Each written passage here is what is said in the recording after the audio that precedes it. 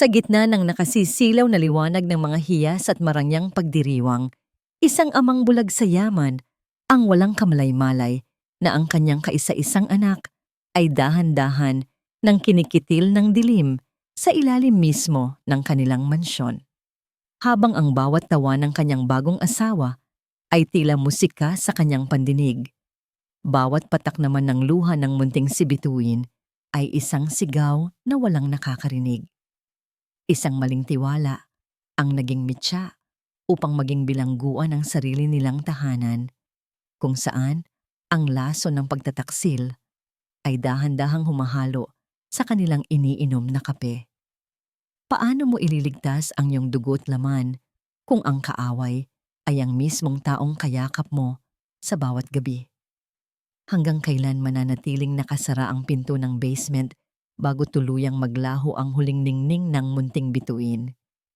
Ang gabing iyon sa Villa Canlungan ay puno ng kislap ng mga kristal na chandelier at tunog ng mamahaling baso na nagkakabungguan. Suot ang kanyang pinakamahal na tuxedo.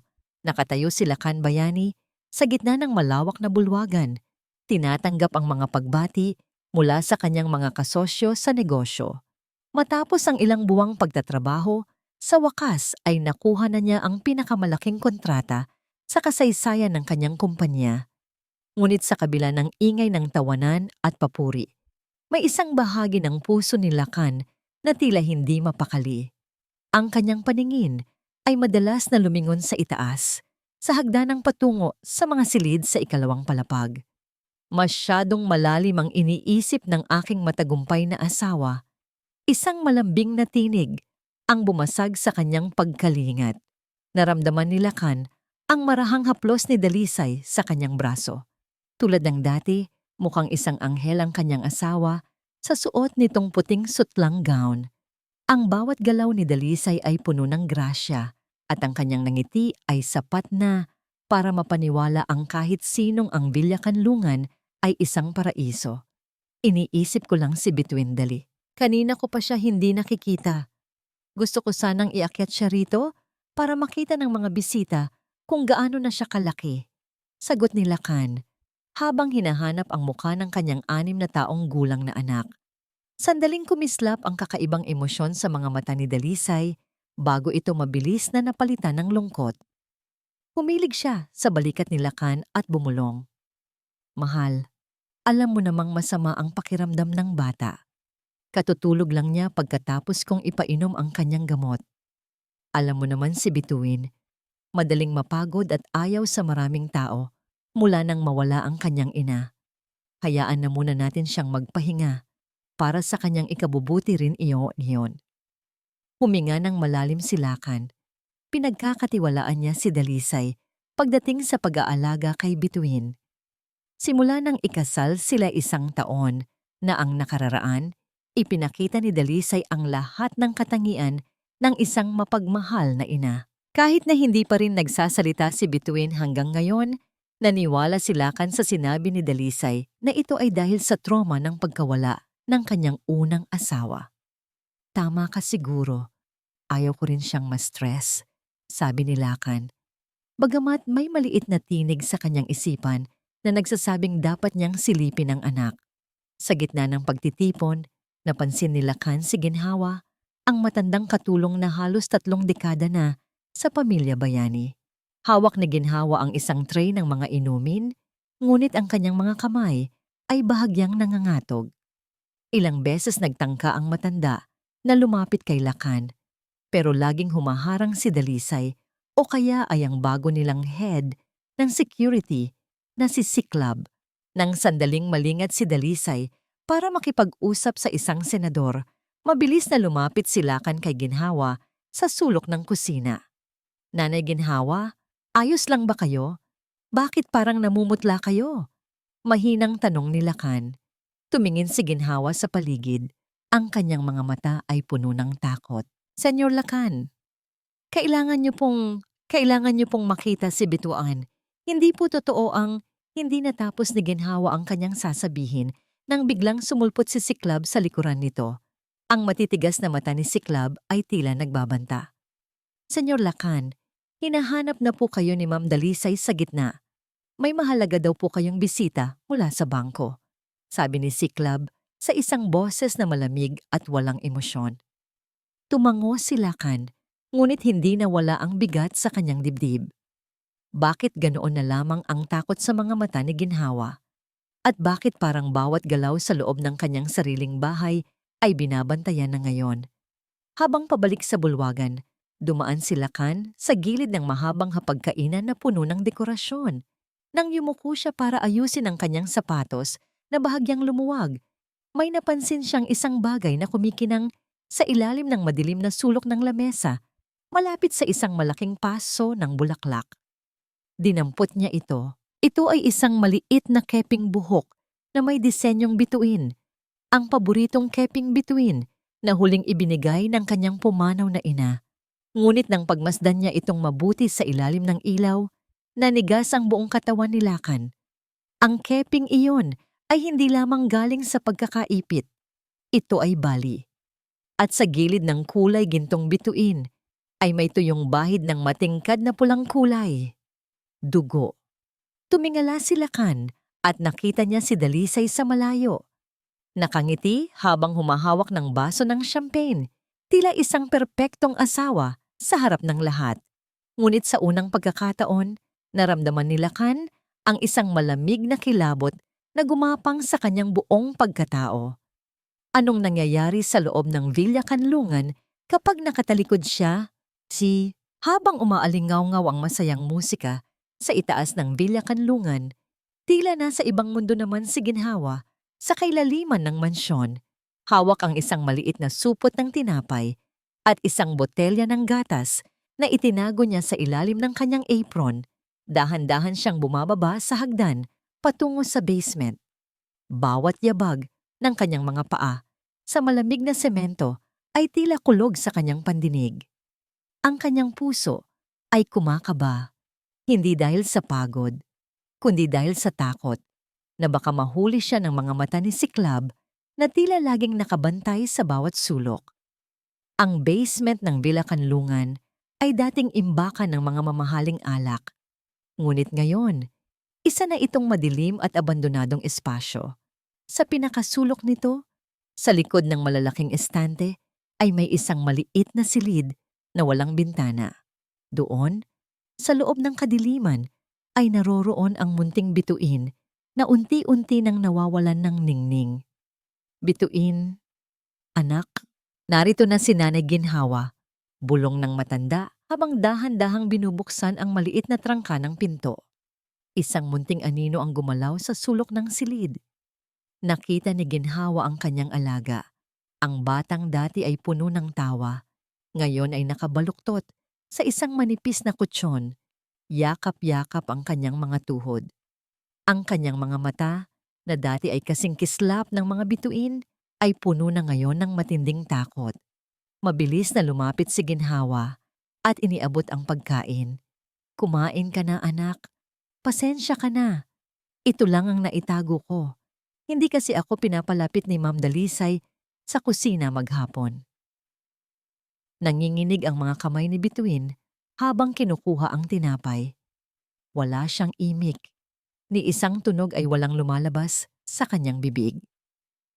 Ang tanging naririnig lamang ni Ginhawa ay ang mabilis na paghinga ng bata. Huwag kang mag-alala, anak. Sinubukan kong kausapin ang papa mo kanina. Malalaman din niya ang lahat. Ililigtas ka niya rito. Pag-alo ng matanda habang hinahaplos ang madusing na buhok ng bata. Ngunit bago pa man makasagot ang bata sa pamamagitan ng pagtango, narinig ni Ginhawa ang mga yabag ng sapatos na pababa sa hagdan. Hindi ito ang mabigat na yabag ng mga trabahador. Ito ay ang matunog at may awtoridad na tunog ng high heels. Si Dalisay. Mabilis na itinulak ni Ginhawa si Bituin pabalik sa madilim na sulok at dahan-dahang isinara ang pinto. Nagtago siya sa likod ng malalaking bariles ng alak. Pinipigilan ang kanyang paghinga habang tumatagaktak ang malamig na pawis sa kanyang noo. Sinabi ko na sa'yo, Siklab, kailangan nating bilisan. Boses ni Dalisay ang narinig ni Ginhawa. Hindi na ito ang malambing na tinig na ginagamit niya sa harap ni Lakan. Ang boses na ito ay matalim, puno ng puot at kasakiman. Huminahon ka, Dali. Konting pirma na lang mula kay Lakan at sa atin na ang lahat ng ari-ariang ito. Ang tangang yon, hanggang ngayon ay naniniwala pa rin na tapat ka sa kanya. Sagot ng isang baritonong boses. Si Siklab, narinig ni Ginhawa ang tunog ng lighter at ang amoy ng sigarilyo na humalo sa amoy ng amag sa basement. Paano ang bata? Nakakaistorbo na siya, tanong ni Siklab. Baka mamaya ay makahanap ng paraan ang matandang Ginhawa na makapagsumbong sa pulis o kay Lakan. Narinig ni Ginhawa ang malamig na tawa ni Dalisay, isang tawang nagpatayo ng balahibo sa kanyang batok. Huwag kang mag-alala kay Ginhawa. Alam ko kung paano siya patatahimikin. At tungkol sa batang iyan, kapag nakuha ko na ang huling lagda ni Lakan sa power of attorney ngayong linggo, hindi na natin siya kailangan. Maaari mo na siyang dalhin sa malayo. Kahit saan, basta siguraduhin mong hindi na siya makakabalik. Patay o buhay? Tanong ni Siklab, na tila nagbibiro lang. Desisyon mo na yan, basta malinis yung trabaho. Maikling sagot ni Dalisay. Pagkatapos nating makuha ang pera, aalis na tayo sa bansang ito at iiwan nating nakanganga ang magaling na si Lakan Bayani. Hayaan nating mabulok siya sa pangungulila, sa anak niya at sa nawalang yaman. Nanigas ang buong katawan ni Ginhawa. Ang kanyang mga kamay ay kapit sa bariles hanggang sa mamuti ang kanyang mga kuko. Ang kanyang mga hinala ay totoo. Ang babaeng pinakasalan ni Senyor Lakan ay isang demonyong may mukhang anghel. Nang marinig niyang paakyat na ang dalawa, naghintay pa ng ilang minuto si Ginhawa bago naglakas loob na lumabas sa kanyang pinagtataguan. Kailangan niyang makalabas. Kailangan niyang sabihin kay Lakan ang narinig niya bago maging huli ang lahat. Ngunit nang humakbang siya patungo sa hagdan, isang malakas na tunog ng pagkabasag ng bote ang umalingaw-ngaw sa tahimik na basement. Nasagi niya ang isang bote ng alak dahil sa kanyang panginginig. Tumigil ang mundo ni Ginhawa. Narinig niya ang paghinto ng mga yabag sa itaas ng hagdan. Siklab, narinig mo ba yon? Tanong ni Dalisay. May daga yata sa ibaba. Hayaan mong tingnan ko. Sagot ni Siklab. Mabilis na naghahanap ng matataguan si Ginhawa, ngunit huli na. Ang liwanag mula sa flashlight ni Siklab ay tumama sa kanyang mukha. Sa itaas ng hagdan, nakatayo si Dalisay, nakapamaywang at may isang mapang-uyam na ngiti sa kanyang mga labi. Ang kanyang mga mata ay hindi na nagtatago ng anumang kabutihan. Puro dilim na lamang ang makikita rito. Akala mo ba ay hindi ko alam ang ginagawa mo, Nanay Ginhawa? Dahan-dahang sabi ni Dalisay habang bumababa pabalik sa basement. Masyado kang mapagmahal sa batang hindi mo naman kaano-ano. At ang pagmamahal na yan, ang magiging mitya ng iyong katapusan. Humakbang si Siklab patungo kay Ginhawa, hawak ang isang makapal na lubid. Anong gagawin niyo sa akin? Nanginginig na tanong ni Ginhawa habang pilit na iniaatras ang kanyang sarili sa dingding. Tumingin si Dalisay kay Siklab at tumango. Siguraduhin mong hindi siya makakagawa ng ingay. May bisita tayo sa itaas. Ayaw nating masira ang party, di ba? Hindi nakatulog ng maayos si Lakan noong gabing iyon.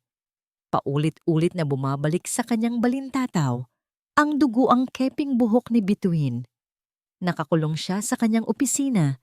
Tinititigan ang maliit na bituing ginto sa kanyang palad. Nang biglang bumukas ang pinto at pumasok si Dalisay. Ngunit hindi ito ang Dalisay na nakita niya sa party. Ang kanyang buhok ay bahagyang gulo at ang kanyang mga mata ay mamasa-masa sa luha. Lakan, mahal, hindi ko na alam ang gagawin ko. Hikbi ni Dalisay habang humihilig sa dibdib ni Lakan. Anong nangyari, Dali? Bakit ka umiiyak? Nag-aalalang tanong ni Lakan, bagamat may bahagi ng kanyang isipan na nananatiling mapagmatyag. Si Nanay Ginhawa, nahuli ko siya sa aking silid, ang aking kwintas, ang paborito mong regalo sa akin. Nawawala ito. At hindi lang iyon, Lakan. Tumingin si Dalisay sa mga mata ng asawa nang may halong pait. Narinig ko siyang binubulungan si Bituin. Sinasabi niya sa bata na ako raw ang pumatay sa kanyang ina. Sinasabi niya na ako ang dahilan kung bakit siya nagdurusa. Kaya pala lalong natatakot sa akin ang bata.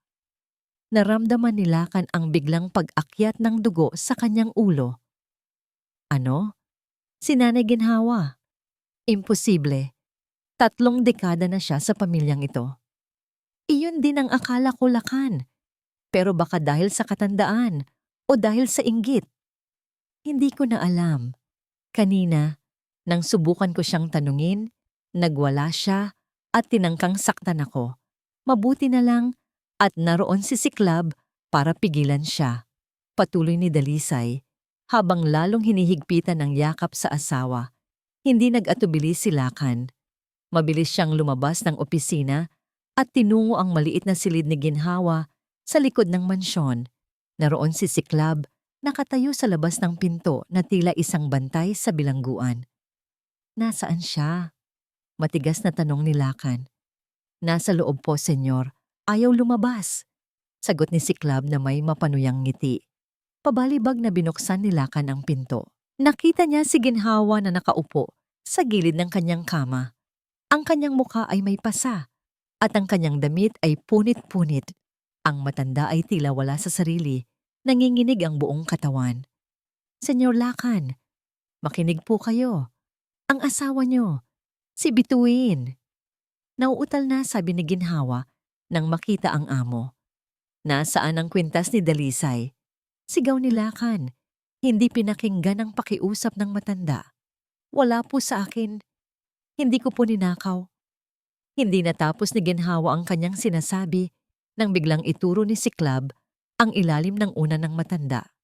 Senyor, tingnan niyo po. Doon, sa ilalim ng lumang unan, ay kumikinang ang mamahaling kwintas ni Dalisay. Kasama nito ang ilang mga dokumento mula sa opisina ni Lakan na hindi dapat naroon. Nanlumos si Lakan.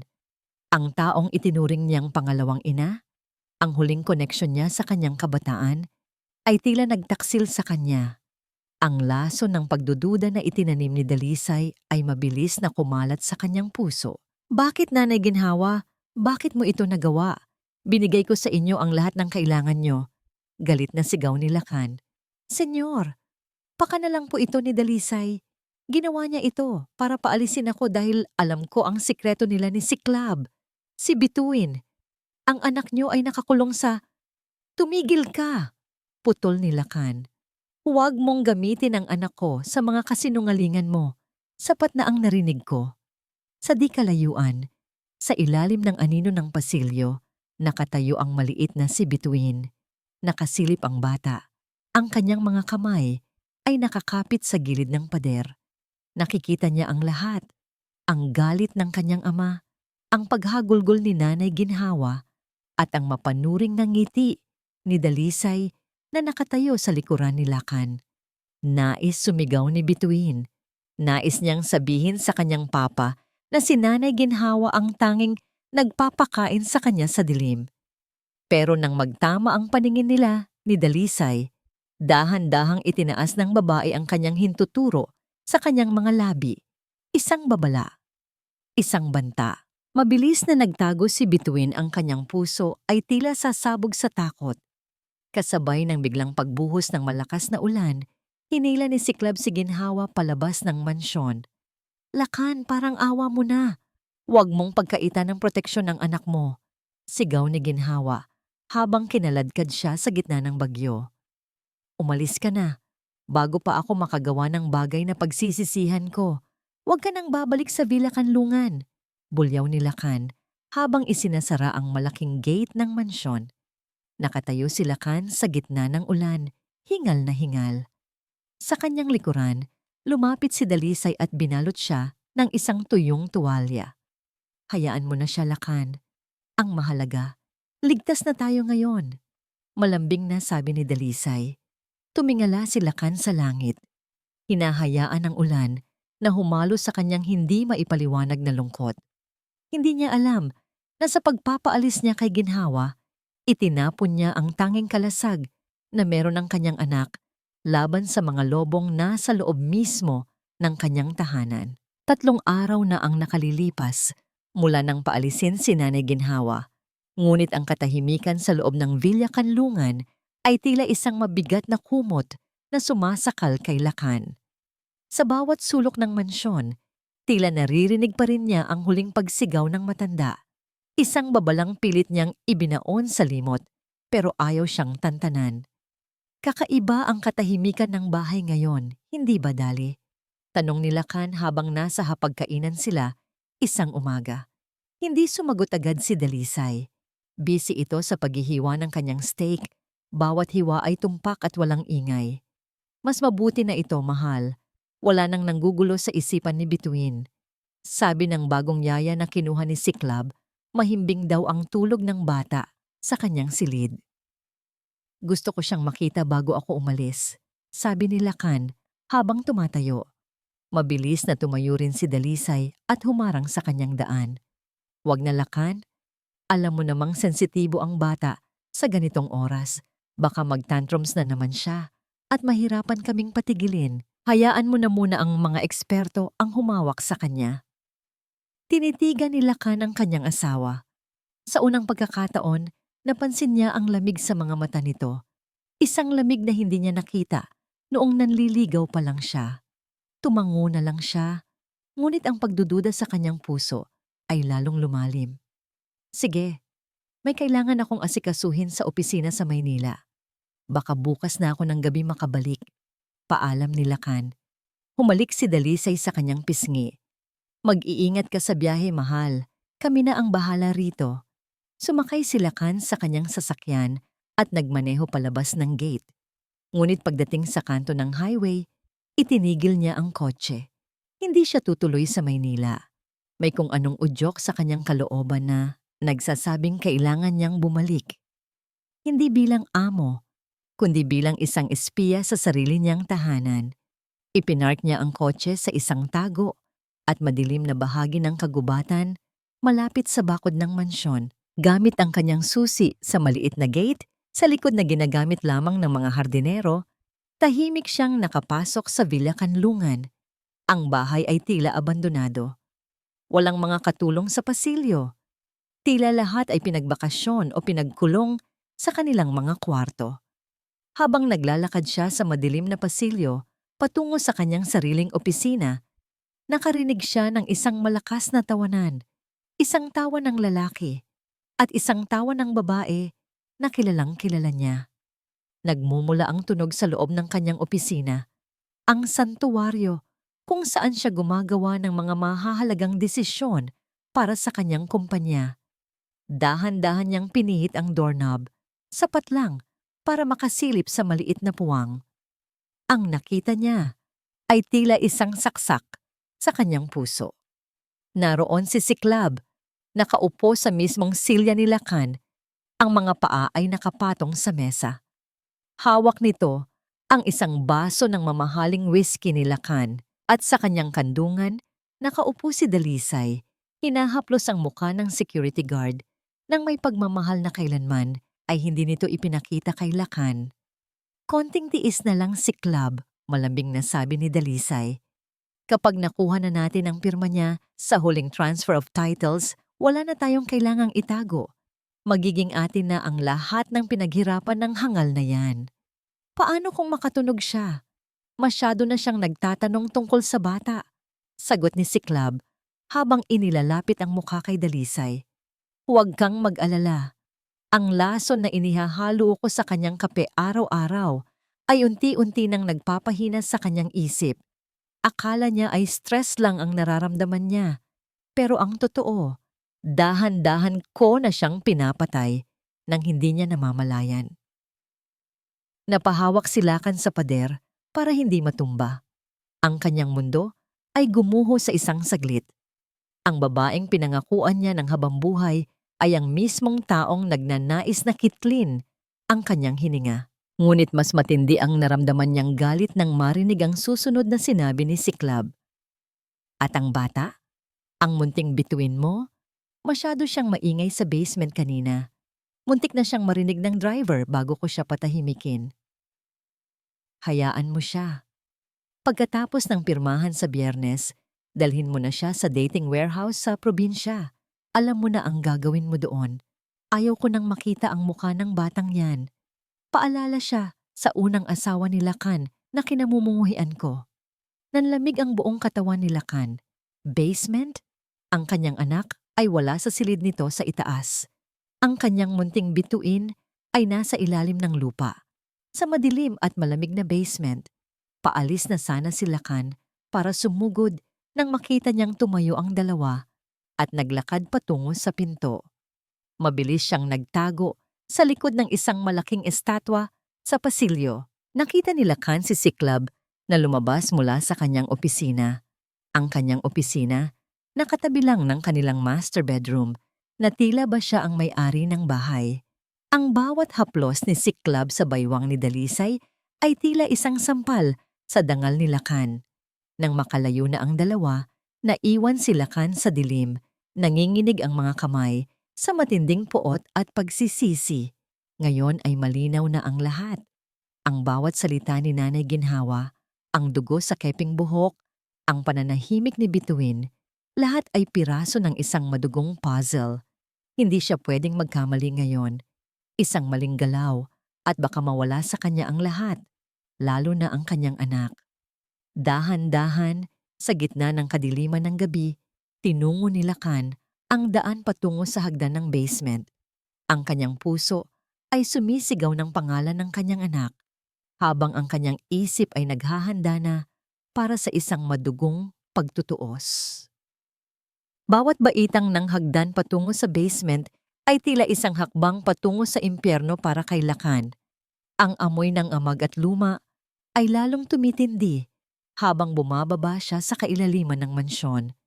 Walang ilaw ang nakabukas, kaya't tanging ang liwanag mula sa kanyang cellphone ang nagsisilbing gabay niya sa madilim at malamig na pasilyo.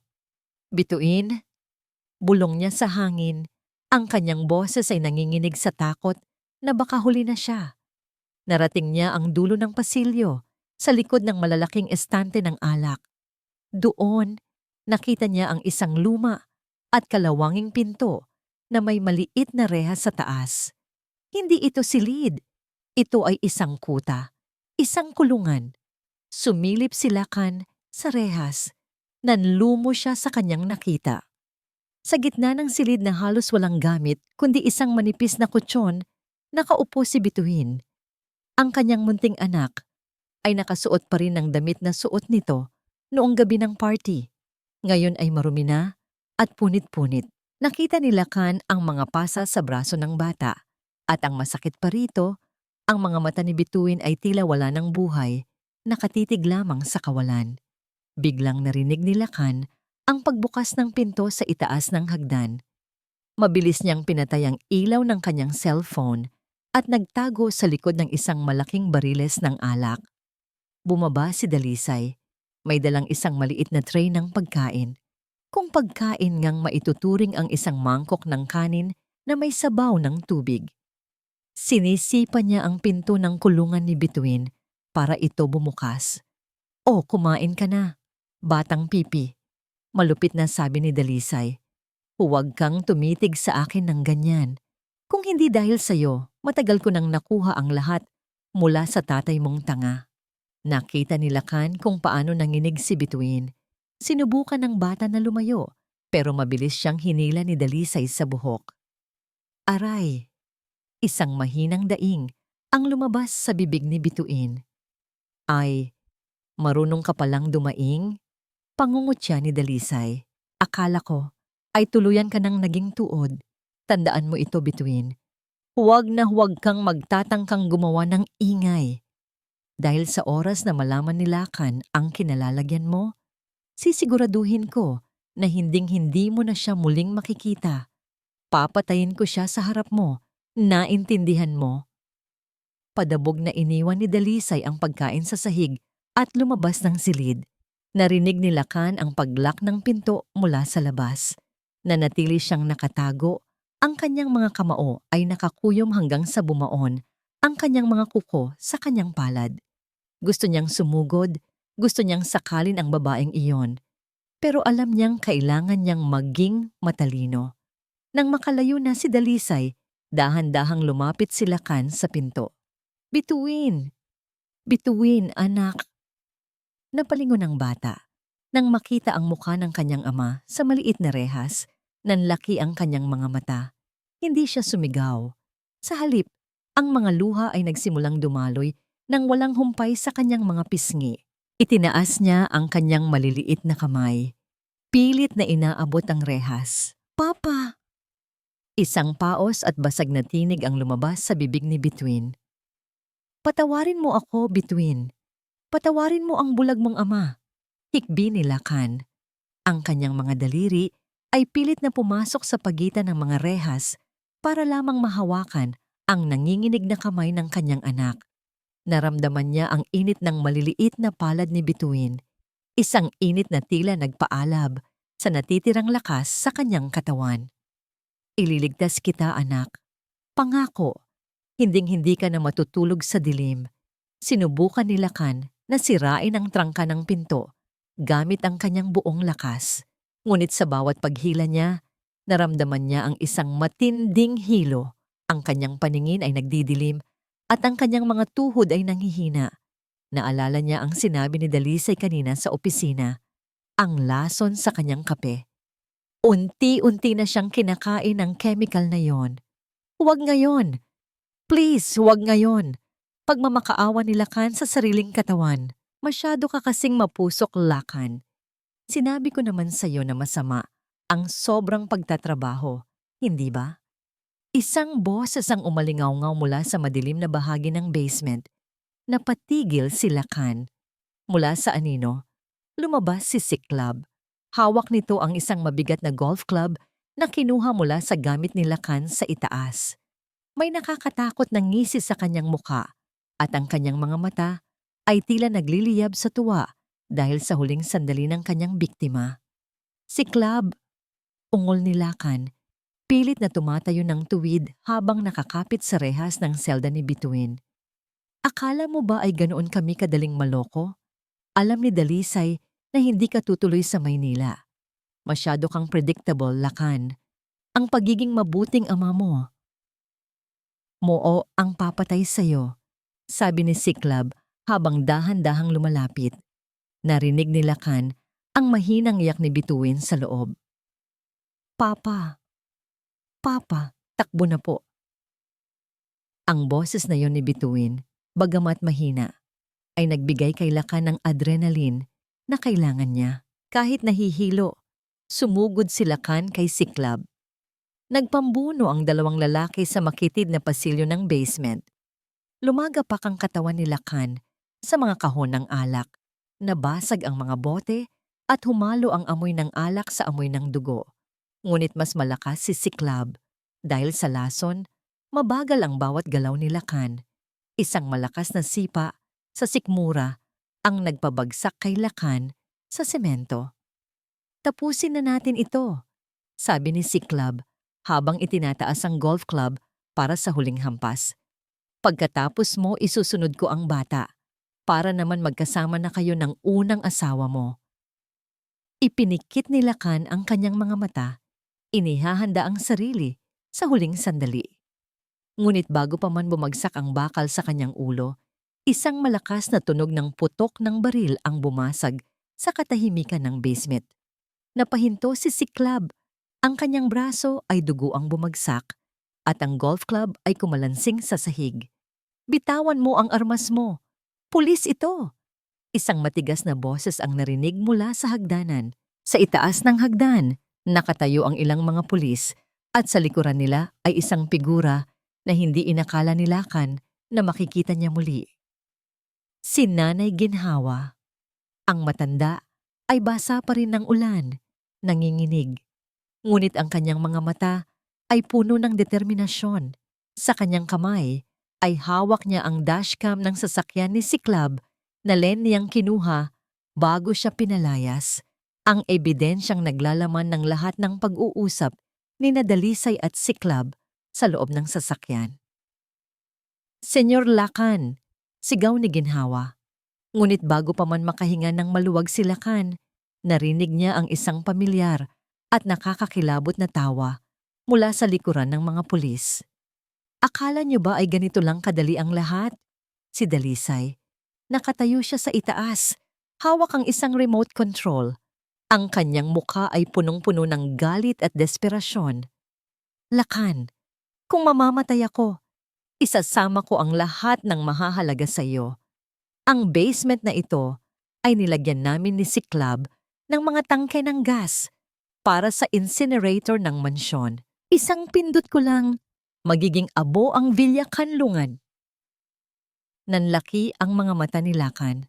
Napatingin siya sa loob ng selda kung saan nakakulong pa rin ang kanyang anak. Dalisay, huwag! Ang bata! Sigaw ni Lakan. Ngunit ang daliri ni Dalisay ay dahan-dahang dumidiin sa baton ng remote. Isang mapanganib na ngiti ang huling nakita ni Lakan bago ang buong basement ay niyanig ng isang malakas na pagsabog. Umaling-awngaw ang nakabibinging tunog ng pagsabog sa bawat sulok ng basement. Yumanig ang semento at ang mga alikabok at usok ay agad na bumalot sa paligid. Ang liwanag ng apoy mula sa sumabog na tangke ng gas ay nagbigay ng nakakatakot na kulay kahel sa madilim na silid. Bituin! Ang anak ko! Sigaw ni Lakan. Kahit hirap na hirap huminga dahil sa usok at sa lason na nananalaytay sa kanyang dugo, pilit niyang ginapang ang distansya patungo sa selda ng kanyang anak. Nakita niya ang maliit na katawan ni Bituin na nakahandusay sa sahig ng selda, natabunan ng ilang piraso ng gumuhong kisame. Hindi gumagalaw ang bata. Hindi. Huwag ang anak ko. Lord, parang awa niyo na. Pagsusumamo ni Lakan habang kinakalos ang mga guho gamit ang kanyang sugatang mga kamay. Sa kabilang dako, sinubukan ni Siklab na tumakas sa gitna ng kaguluhan, ngunit hinarang siya ng 2 pulis. Isang malakas na bayo sa sikmura ang nagpabagsak sa sugatang kontrabida. Samantala, si Dalisay ay mabilis na tumakbo pabalik sa hagdan, ngunit huli na ang lahat. Hinarang siya ni Nanay Ginhawa. Ang matandang inakala niyang mahina ay nakatayo ngayon ng buong tatag. Hawak ang isang mabigat na piraso ng kahoy. Tapos na ang kasamaan mo, Dalisay. Sigaw ni Ginhawa bago ihampas ang kahoy sa binti ng babae na nagpabagsak kay Dalisay sa hagdanan. Nagkagulo ang mga pulis sa pag-apula ng apoy at pag-aresto sa mga suspek. Sa gitna ng kaguluhan, naabot na ni Lakan ang pintuan ng selda. Gamit ang isang bakal na nakita niya sa sahig, buong lakas niyang hiningal ang trangka ng pinto. Sa huling pagsisikap, bumukas ang pinto. Bituin, bituin, gising, anak. Bulong ni Lakan habang kinukuha ang bata mula sa ilalim ng mga guho. Dahan-dahang imulat ni Bituin ang kanyang mga mata. Nang makita niya ang dugo ang mukha ng kanyang ama, pilit niyang itinaas ang kanyang munting kamay para haplusin ang pisngi ni Lakan. Papa, huwag ka nang mawawala. Paos na, sabi ng bata. Isang himala. Ang boses na matagal nang nawala ay muling narinig ni Lakan. Hindi na, anak. Hindi na tayo muling magkakahiwalay. Pangako ni Lakan. Kasunod ang pagtulo ng kanyang mga luha sa maruming mukha ni Bituin. Binuhat ni Lakan ang anak ng buong ingat, kahit na ang bawat hakbang niya ay tila paglakad sa ibabaw ng nagbabagang uling. Ang init ng apoy ay lalong tumitindi at ang usok ay tila isang malupit na kamay na sumasakal sa kanyang lalamunan. Bawat pintig ng kanyang puso ay may kasamang matinding kirot. Ang lason ay unti-unti nang umaabot sa kanyang sistema. Senyor Lakan, dito po. Bilisan niyo. Tawag ni Nanay Ginhawa mula sa bungad ng hagdanan. Sa gitna ng usok, nakita ni Lakan si Dalisay na pilit na kumakawala sa mga pulis. Ang kanyang magandang mukha ay punong-puno na ngayon ng uling at luha ng desperasyon. Ang maskara ng perpektong asawa ay tuluyan ng nadurog. Pinalitan ng hitsura ng isang taong nawalan ng lahat. Lakan, patawarin mo ako. Si Siklab ang may kasalanan ng lahat. Sigaw ni Dalisay, pilit na nagmamakaawa. Ngunit hindi man nang lumingon si Lakan. Ang tanging mahalaga sa kanya ay ang munting buhay na hawak niya sa kanyang mga bisig. Nilagpasan niya si Dalisay na parang isang estranghero, isang anino ng nakaraang nais na niyang ibaon sa limot. Nang makalabas sila sa mansyon, sinalubong sila ng malamig na hangin ng gabi at ang nakakasilaw na ilaw ng mga sasakyan ng pulis at ambulansya. Agad na lumapit ang mga paramedic para kunin si Bituin mula sa kanya. Ang anak ko. Unahin niyo ang anak ko. Hirap na sabi ni Lakan habang dahan-dahang inihuhulog ang katawan sa damuhan. Senyor! Senyor Lakan! Sigaw ni Nanay Ginhawa habang tumatakbo patungo sa kanya. Ramdam ni Lakan ang unti-unting paglamig ng kanyang mga kamay. Ang kanyang paningin ay nagsimulang maging malabo. Ang mga bituin sa langit ay tila umiikot, unti-unting naglalaho sa dilim. Narinig niya ang malayo at garalgal na boses ni Dalisay na isinasakay sa patrol car. Nagsisisigaw ng mga sumpa. Ngunit sa gitna ng kadilimang dumarating, ang huling nakita ni Lakan ay ang mukha ni Bituin sa loob ng ambulansya. Ligtas, humihinga, at nakatingin sa kanya ng may pag-asa. Pop! Iyon ang huling salitang narinig ni Lakan bago tuluyang lumubog ang kanyang kamalayan sa isang malalim at madilim na kawalan. Ang katahimikan ay tuluyan ng bumalot sa kanya, habang ang Villa Kanlungan ay nagnininga sa likuran, tila isang dambuhalang sulo na tumutupok sa lahat ng kasinungalingan at sakit ng nakaraan. Puti. Puro puti ang nakikita ko. Parang lumulutang ako sa gitna ng isang tahimik na dagat. Wala ang bigat ng mga dokumento sa opisina, wala ang ingay ng mga sapatos ni Dalisay, at wala ang kirot ng lason. Pero kasabay ng katahimikang ito ay ang isang malamig na takot. Ang takot na baka ito na ang dulo. Huwag muna. Panginoon, bulong ko sa aking isipan. Hayaan niyo muna akong makabawi sa aking anak. Senyor, Senyor Lakan, lumaban po kayo. Naririnig ko ang boses ni Nanay Ginhawa. Malayo, tila nanggagaling sa kabilang pampang. At may isa pang boses, maliit, malambing at puno ng pakiusap. Papa, gising na po. Papa, ang boses na yon. Iyon ang boses na matagal kong ipinagkait sa aking sarili dahil sa aking pagkabulag. Ang boses ni Bituin. Ang boses ng aking munting bituin na tila humihila sa akin pabalik mula sa madilim na kailaliman. Dahan-dahan, pilit kong iminulat ang aking mga mata. Ang liwanag ng puting ilaw sa ospital ay sumugat sa aking paningin pero hindi ako sumuko. Nang luminaw ang lahat, ang unang mukha na nakita ko ay ang aking anak. Nakaupo si Bituin sa gilid ng iyong aking kama. May benda ang kanyang maliit na braso at gasgas sa kanyang pisngi, pero ang kanyang mga mata ay nagniningning sa pag-asa. Sa likuran niya, nakatayo si Nanay Ginhawa na walang tigil sa pagpunas ng kanyang mga luha. Salamat sa Diyos. Gising na ang senyor, bulalas ni Nanay Ginhawa. Pilit kong iginalaw ang aking kamay para hawakan si Bituin. Agad niyang hinuli ang aking mga daliri at hinalikan ang aking palad. Ang bawat patak ng kanyang luha na bumabagsak sa balat ko ay tila mas mabisang gamot kaysa sa anumang swerong nakakabit sa akin. Pumasok ang doktor. Ang kanyang mukha ay seryoso, pero may bakas ng ginhawa. Mapalad kayo, Mr. Bayani.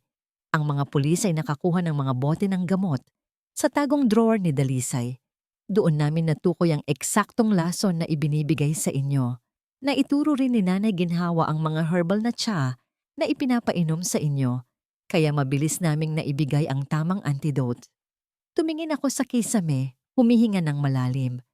Ang bawat hangin na pumapasok sa aking baga ay parang isang regalo. Nasaan? Nasaan sila? Tanong ko sa isang paos na boses. Nasa ilalim na po ng kustodya ng mga awtoridad, sina Dalisay at Siklab, Senyor. Sagot ni Nanay Ginhawa, hindi na po sila makakalapit sa inyo. Ang ebidensyang nakita sa dashcam at ang testimonya ng mga tauhan sa bahay na tinakot nila, sapat na yon para mabulok sila sa kulungan. Ipinikit ko ang aking mga mata. Hindi galit ang nararamdaman ko, kundi isang matinding pagpapakumbaba. Ang lahat ng yaman ko, ang lahat ng kapangyarihan ko sa mundo ng real estate ay walang silbi kung wala ang katapatan ni Nanay Ginhawa at ang tibay ng loob ni Bituin. Nanay Ginhawa, tawag ko sa matanda. Lumapit siya sa akin. Ang kanyang mga mata ay puno ng malasakit. Patawarin niyo ako. Pinagtabuyan ko kayo sa gitna ng ulan. Naniwala ako sa mga kasinungalingan. Umiling ang matanda at hinawakan ang aking balikat. Wala na po yon, senyor. Ang mahalaga ay ligtas na kayong mag-ama. Ang sugat sa puso ay naghihilom din basta't may pagmamahal. Tumingin ako kay Bituin. Ngumiti siya sa akin. Isang tunay na ngiti na matagal ko nang hindi nakikita. Sa sandaling iyon, alam ko na ang tunay na laban ay tapos na. Wala na ang dilim ng basement, wala na ang laso ng pagdududa. Ngunit habang tinititigan ko ang aking anak, napansin ko ang isang bagay sa kanyang leeg. Isang maliit na kwintas na may pendant na hugis puso. Iyon ang laket ng kanyang yumaong ina. Isang bagay na akala ko ay matagal nang nawala o ipinatapon ni Dalisay. Itinago ko po ito, Papa, bulong ni Bituin habang hinahawakan ng laket. Sabi ni Mami sa panaginip ko, huwag ko daw pong bibitawan dahil ito ang magtuturo sa inyo pabalik sa akin. Naramdaman ko ang muling pagbara ng aking lalamunan, hindi dahil sa lason, kundi dahil sa labis na pagsisisi at pagmamahal. Ang batang ito, sa kabila ng lahat ng hirap at dilim na naranasan niya sa ilalim ng sarili naming bahay, ay mas matatag pa sa akin. Siya ang tunay na bayani sa kwentong ito. Papa, huwag ka na pong iiyak, sabi ni Bituin habang pinupunasan ng luha sa aking mga mata gamit ang kanyang maliliit na daliri. Dito na po ako, hindi na po ako aalis. Yumakap si Bituin sa aking dibdib at sa unang pagkakataon sa loob ng mahabang panahon, naramdaman ko ang tunay na kapayapaan. Wala na ang kaba, wala na ang bigat. Ang tanging naririnig ko na lang ay ang mahinang tibok ng puso ng aking anak. Ang pinakamagandang musika na narinig ko sa buong buhay ko. Lumipas ang ilang oras at dahan-dahang sumilip ang unang sinag ng araw sa bintana ng ospital. Ang dilim ng gabi ay tuluyan nang napalitan ng liwanag ng bukhang liwayway. Tumingin ako sa labas, sa malawak na kalangitan ng lalawigan ng silang araw. Alam ko, malayo pa ang lalakbayin namin para tuluyang maghilom ang mga sugat ng nakaraan. Marami pang gabi na baka managinip kami ng masama tungkol sa basement o sa apoy. Pero habang hawak ko ang kamay ni Bituin at habang naririyan si Nanay Ginhawa sa aming tabi, alam kong kakayanin namin. Hindi na ako ang lakan bayani na laging nakatingin sa mga titulo ng lupa at kontrata. Ngayon, isa na lang akong ama na nahanap ang kanyang pinakamahalagang kayamanan sa gitna ng trahedya. Isinandal ko ang aking ulo sa unan at pinagmasdan ang aking anak na dahan-dahan nang nakakatulog sa aking tabi habang ang init ng araw ay humahaplos sa aming mga balat. Sa wakas, tapos na ang ulan. Sa wakas, malaya na kami. Muling ipinikit ni Lakan ang kanyang mga mata, hindi dahil sa panghihina, kundi dahil nasa lalim ng pasasalamat. At sa kanyang muling pagmulat, ang nakita niya ay ang pinakamagandang tanawin sa mundo, ang nanggigising na ngiti ng kanyang munting bituin sa ilalim ng liwanag ng umaga. 6 na buwan ang lumipas, ang Villa Kanlungan ay hindi na ang madilim at nakakatakot na mansyong puno ng lihim. Ngayon, ang bawat bintana ay nakabukas, hinahayaang pumasok ang sariwang hangin at ang init ng araw ng lalawigan ng silang araw. Ang amoy ng amag at lason ay napalitan na ng bango ng mga namumukadkad na sampaguita at rosal sa paligid ng hardin. Nakatayo si Lakan sa balkonahe, pinagmamasdan ang malawak na bakuran. Hindi na ang mga blueprint ng mga bagong gusali ang hawak niya, kundi isang tasa ng mainit na tsokolate na ginawa ni Nanay Ginhawa. Senyor Lakan, narito na po ang mga papeles mula sa korte. Tawag ni Nanay Ginhawa. Hindi na siya basta katulong ngayon. Si Nanay Ginhawa na ang tumatayong tagapamahala ng buong mansyon. At higit sa lahat, siya ang naging sandigan ng pamilya. Suot niya ang isang malinis at maayos na uniforme at ang kanyang muka ay wala na ang bakas ng takot, kundi kapayapaan na lamang. Binuksan ni Lakan ang folder. Ito ang huling hatol ng korte. Si Dalisay Agusan at Sikla Valderrama ay napatunayang may sala sa mga kasong frustrated murder, child abuse, at falsification of documents. Habang buhay na pagkabilanggo ang hatol sa kanila, wala silang piyansa. Tumingin si Lakan sa isang maliit na sobre na kalakip ng mga papeles. Ito ay isang sulat mula kay Dalisay, direkta mula sa loob ng kulungan. Puno ito ng mga salita ng pagsisisi, humihingi ng tawad, at nagmamakaawa para sa tulong pinansyal. Isang mapait na ngiti ang sumilay sa mga labi ni Lakan. Dahan-dahan, pinunit niya ang sulat sa maliliit na piraso at hinayaan ang hangin na tangayin ang mga ito palabas ng balkonahe. Ang galit ay wala na sa kanyang puso, kundi isang malalim na pagtanggap na ang bawat tao ay may kanya-kanyang ani sa itinanim nilang binhi. Papa! Papa! Tingnan mo ang ginawa ko! Isang masayang tinig ang pumutol sa kanyang malalim na pag-iisip. Tumakbo si Bituin patungo sa kanya. Bit-bit ang isang painting na gawa sa watercolor. Ang kanyang anak ay hindi na ang batang nakakulong sa basement. Ang kanyang mga pisngi ay mabilog na muli at ang kanyang mga mata ay nagniningning na parang mga tunay na bituin. Kinuha ni Lakan ang painting. Iyon ay larawan ng 3 tao na magkakahawak kamay sa harap ng isang bahay na puno ng bulaklak. Isang lalaki, isang bata, at isang matandang babae. Sina Papa, ako, at si Nanay Ginhawa, masayang paliwanag ni Bituin.